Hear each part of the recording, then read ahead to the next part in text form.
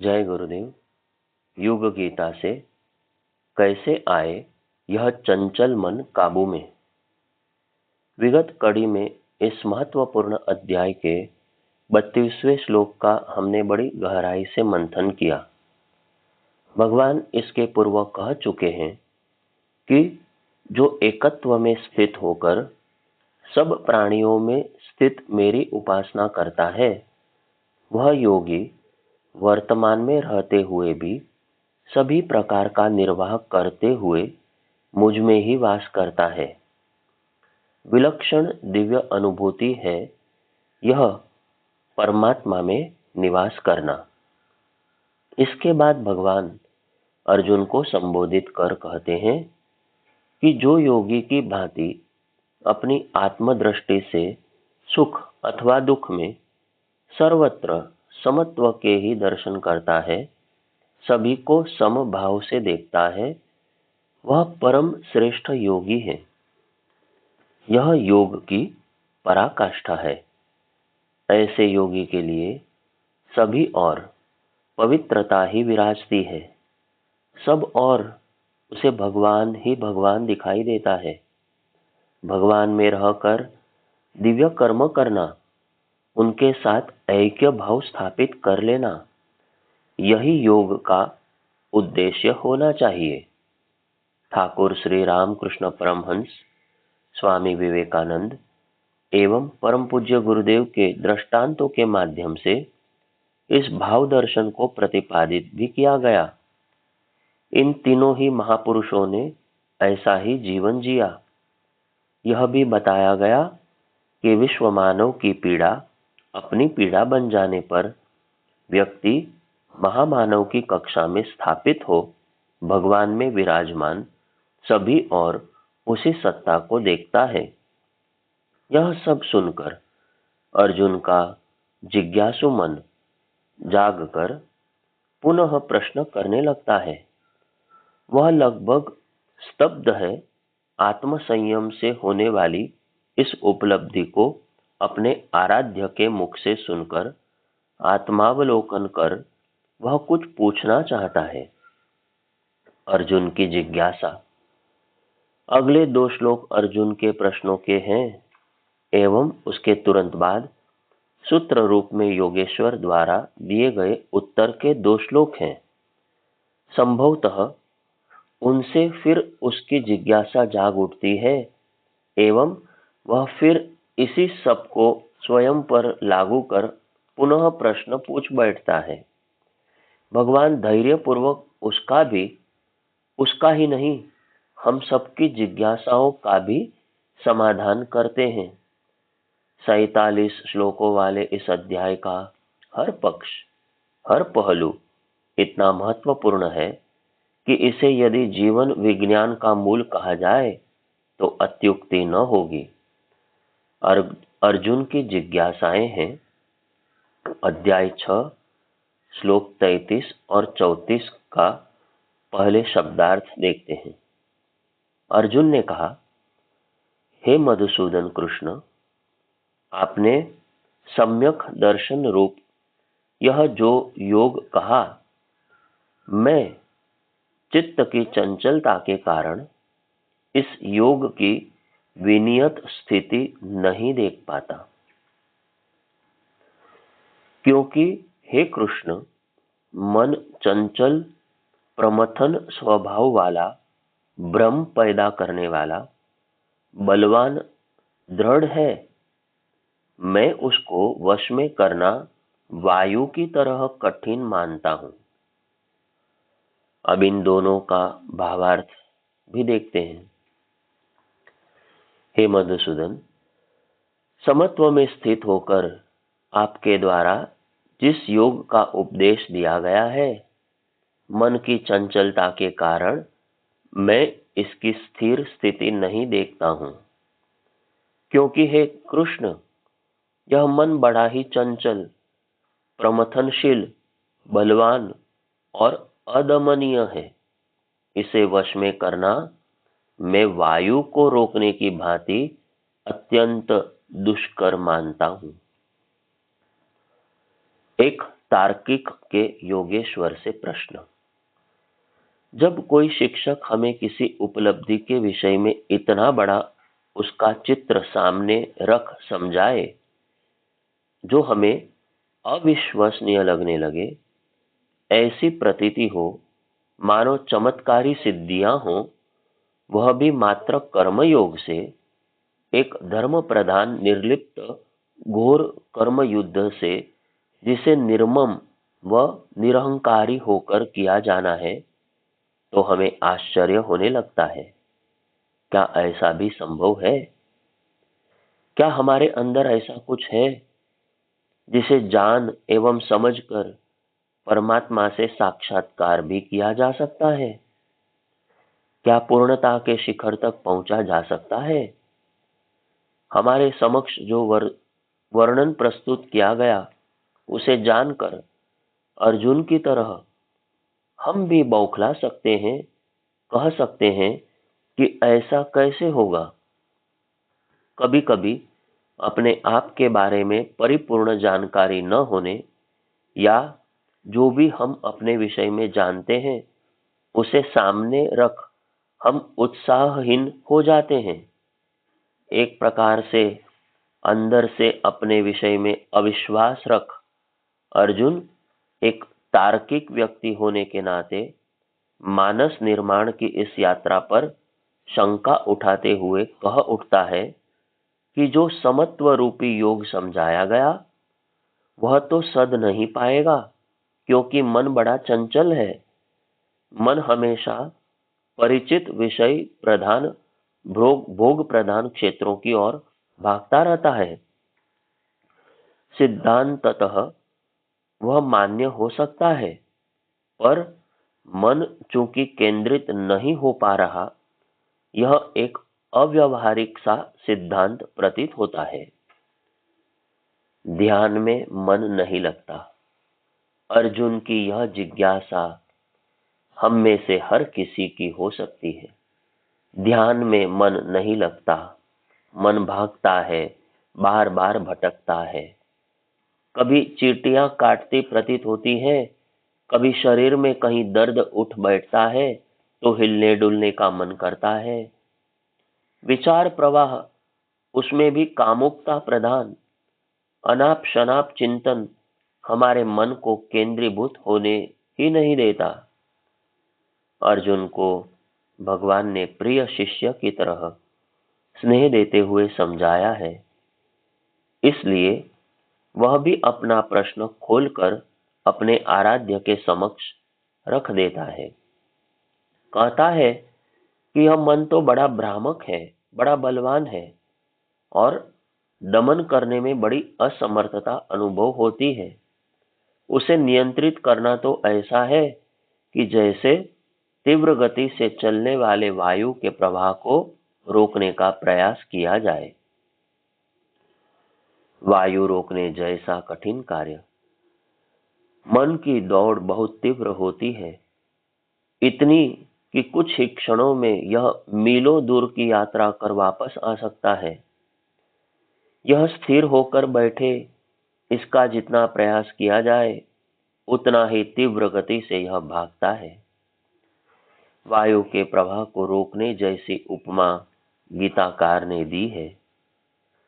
भगवान श्री वेद व्यास ने जब अर्जुन की जिज्ञासा को शब्द दिए होंगे तो चिंतन के उच्च स्तरीय आयाम में जाकर उन्हें यह दो शब्द मिले होंगे, प्रमाथि यानी कि ब्रह्मोत्पादक, निग्रहम वायोहो इव दुष्करम, यानी कि वश में करना वायु रोकने की तरह कठिन है।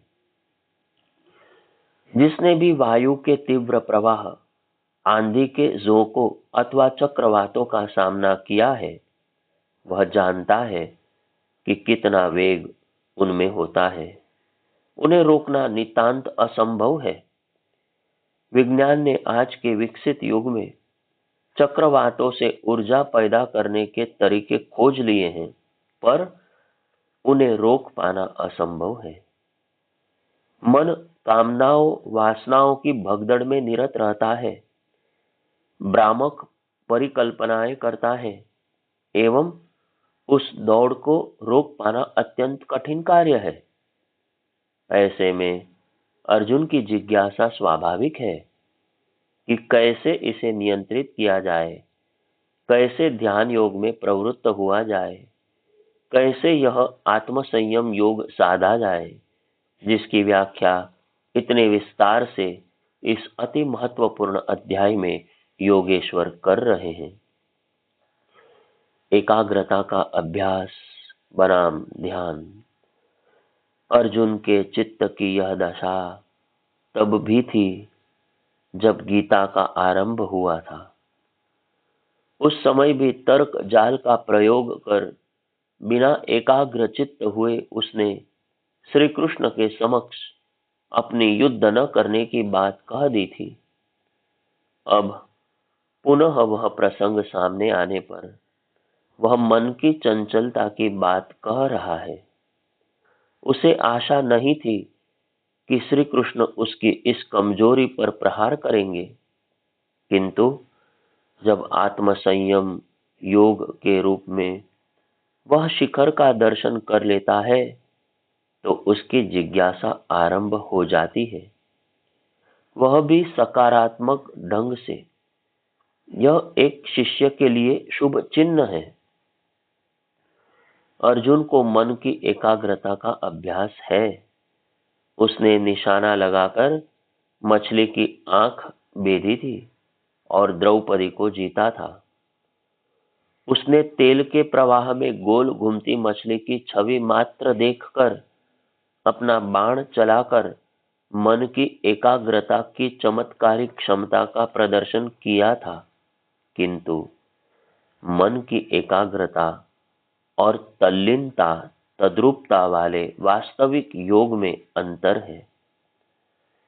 ध्यान योग सधता है पहले सचेतन मन की एकाग्रता से, इसके बाद उसे अचेतन मन पर केंद्रित किया जाता है ताकि वह चैतन्यवान प्राणवान बन सके, और इसके बाद सचेतन व अचेतन दोनों को जोड़कर सुपर चेतन अति चेतन की ओर आरोहण किया जाता है। तब ध्यान परिपूर्ण होता है। सचेतन मन की एकाग्रता को कोई व्यक्ति साध लेते हैं। इससे आदमी के कर्म कुशलता पूर्वक होने लगते हैं। अर्जुन महावीर है, एकाग्र चित्त है, पर ध्यान योगी नहीं। इसीलिए वह मन की चंचलता की बात बार बार कहता है। जब हम दूसरा कदम उठाते हैं,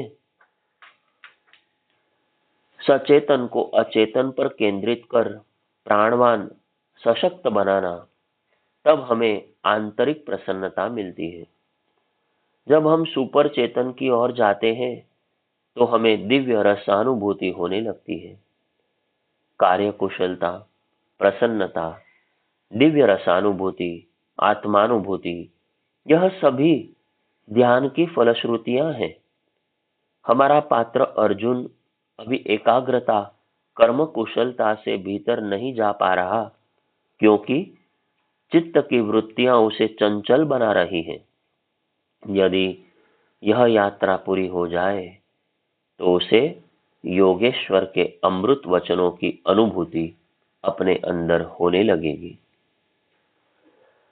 पूज्यवर द्वारा बताए उपाय। परम पूज्य गुरुदेव पंडित श्री राम शर्मा जी आचार्य के पास भी कई लोग अपनी जिज्ञासाएं उसी प्रकार की लेकर आते थे। मन नहीं लगता, भागता है। पूज्यवर उसे उदीयमान सूर्य की पीत वर्णी किरणों में स्नान, अपने को ईंधन मानकर आग में समर्पण का भाव पैदा करने को तथा मानसिक गायत्री जाप करने को कहते थे। व्यक्ति व्यक्ति के लिए उनके पास ध्यान की पद्धतियां थीं।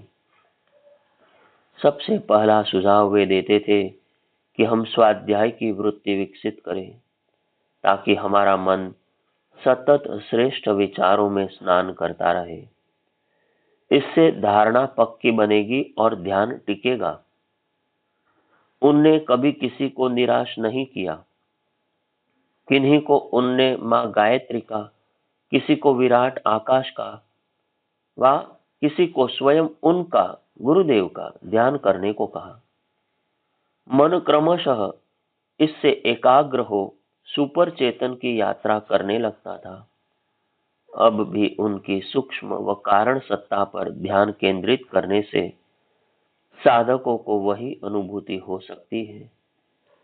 सही बात यही है कि 95 से 99% व्यक्तियों का चंचल मन पहला कदम तो पूरा कर लेता है एकाग्रता का, पर अचेतन से सुपर चेतन की यात्रा नहीं कर पाता। प्रमथनशील इंद्रियां, यहाँ अर्जुन का प्रश्न यही है। हमें एकाग्रता से तल्लीनता, तद्रुपता, विसर्जन, विलय की ओर जाना है। परमात्मा चेतना में स्नान करना है। अर्जुन जब अपनी बात कहते हैं तो संभवतः यही कह रहे हैं कि हे नाथ, आप ही कृपा करके इस मन को खींचकर अपने में लगा ले, तो ही यह मन लग सकता है। मेरे अपने प्रयासों से तो यह वश में होना बड़ा कठिन है। मन जिद्दी है, बलवान है, चंचल है, प्रमाथी यानी कि भ्रमोत्पादक होने के कारण ही यह मेरी स्थिति को बार बार विचलित करता है।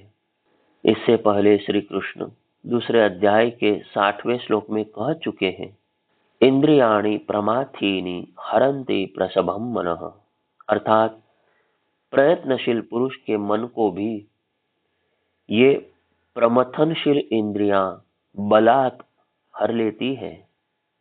संभवतः अर्जुन का यह प्रश्न इसी श्लोक से प्रेरित होकर पूछा गया है। साधक संजीवनी में स्वामी राम सुखदास जी महाराज कहते हैं कि जब कामना मन और इंद्रियों में आती है तब वह साधक को व्यथित कर देती है। साधक अपनी ध्यान की स्थिति फिर नहीं बना पाता। जैसे ही साधक मन के काम को निकाल देता है, मन की प्रमथनशीलता नष्ट हो जाती है। सुनामी की प्रलयंकारी लहरों का वर्णन जिनने पढ़ा है, उड़ीसा के महाविनाश में जिसने देखा है, वह जानता है कि वायु का वेग कितना तीव्र होता है, विनाश का पुनर्निर्माण कितना मुश्किल है। कहीं ऐसा न हो कि अर्जुन का मन उस प्रवाह में बह जाए। इसीलिए वह स्थिति की गंभीरता को अपनी शब्दावली में श्री कृष्ण के समक्ष व्यक्त करने का प्रयास कर रहा है। निस्वार्थ सेवामय कार्यों जिनमें समर्पण भाव प्रमुख है द्वारा वासनाओं का क्षय किया जा सकता है, यह उसे बताया गया है। ध्यान साधना इसके बाद ही संभव हो सकती है। श्री कृष्ण अर्जुन की जिज्ञासा का समाधान करते हैं। जिज्ञासा का समाधान अध्याय 6 श्लोक 35 और 36 का पहले शब्दार्थ देखते हैं। हे अर्जुन, यह मन कष्ट से वशीभूत होने वाला तथा सदा चंचल है, इसमें किसी भी प्रकार का संदेह नहीं है। किंतु हे कुंती पुत्र, अभ्यास के द्वारा और वैराग्य से यह मन वशीभूत हो जाता है। असंयत व्यक्ति के द्वारा योग की सिद्धि दुष्प्राप्य है, यह मेरा मत है। किंतु शास्त्र विहित उपाय से यत्नशील संयत चित्त व्यक्ति के द्वारा यह योग सिद्धि प्राप्त हो सकती है। अब इन दोनों श्लोकों का भावार्थ भी देखते हैं। हे महाबाहो, निसंदेह यह मन बहुत ही चंचल और कठिनता से वश में होने वाला है, परंतु हे कुंती पुत्र, अभ्यास और वैराग्य द्वारा इसको साधा जा सकता है। जिसका मन वश में किया हुआ नहीं है, ऐसे पुरुष द्वारा योग की प्राप्ति असंभव है, ऐसा मेरा निश्चय है। किंतु संयमित मन वाला व्यक्ति सम्यक प्रयासों द्वारा इसे प्राप्त कर ही लेते हैं। अभ्यास और वैराग्य साधे मन को।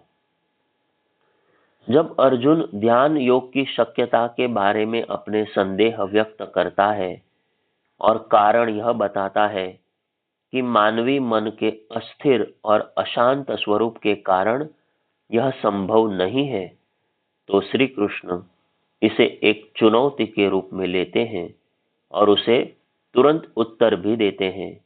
कहते हैं कि तुम्हारा यह मत सही है कि मन निश्चित ही चंचल और कठिनता से वश में आने वाला है, किंतु निश्चित ही अर्जुन जैसा साहसी महाबाहु मन पर विजय प्राप्त करने में समर्थ एक बहादुर योद्धा यह कार्य कर सकता है। एक दुर्बल मन वाला व्यक्ति इसे एक बहाना बनाकर मना भी कर सकता है। वह जीवन भर एक परजीवी जैसी जिंदगी जीता है, किंतु अर्जुन के लिए यह संभव है।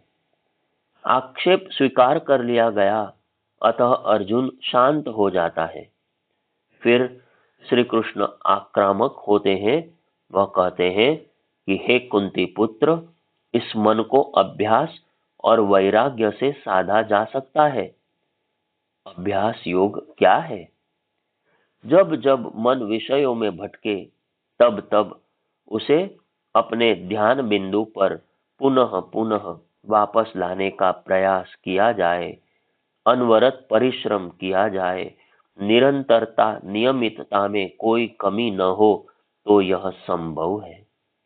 यही अभ्यास योग है। नियमित अभ्यास से अहम केंद्रित कामनाओं में कमी होगी एवं उनसे मुक्ति पाने की इच्छा प्रबल होगी। यही वैराग्य है। कैसे करें यह? अभ्यास योग की व्याख्या भगवान आगे भक्ति योग नामक 12वें अध्याय के श्लोक 9 में करने वाले हैं। अभ्यास योग अर्थात भगवान के नाम और गुणों का श्रवण, कीर्तन, मनन, लीलाओं पर चर्चा, सत्संग, श्वास द्वारा जप और भगवत प्राप्ति विषयक शास्त्रों का पठन पाठन इत्यादि चेष्टाएं बार बार करना ही अभ्यास कहलाता है।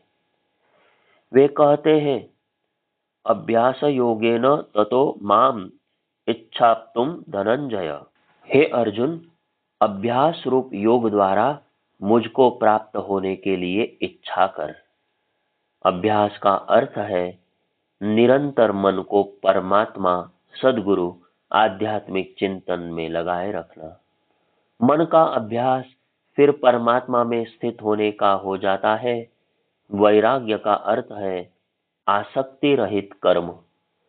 कर्म फल से वैराग्य ले लेना।